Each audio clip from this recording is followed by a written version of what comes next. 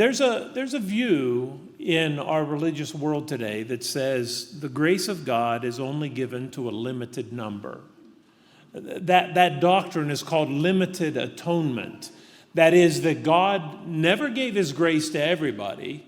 He only gave it to the elect. And those elect were pre-chosen, preordained by God before the world ever was created. We are told by some that God's grace, that in eternity, before a person ever had a chance to live his life, and God did not look into the future and see what you would end up being like, he just pulled names out of a hat, so to speak, and he picked everybody that was going to go to heaven, and everybody else is going to go to hell.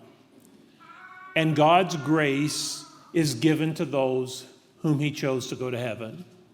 Indiscriminate, has nothing to do with your future works or who you will eventually become. He just arbitrarily picked people to go to heaven.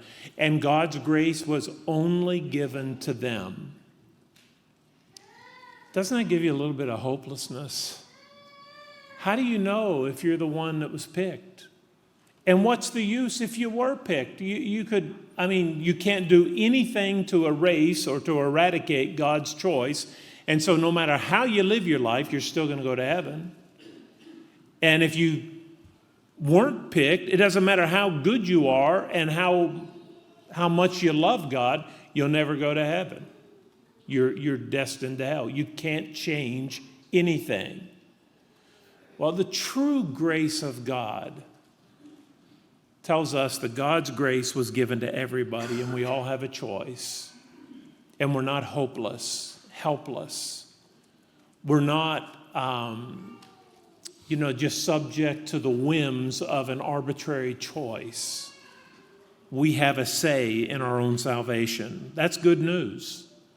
The true grace of God is expressed in John 3:16. For God so loved, not the elect, for God so loved the world that he gave his only begotten Son. He loves all of us, good and evil, every single individual, and the true grace of God was extended to every one of those persons.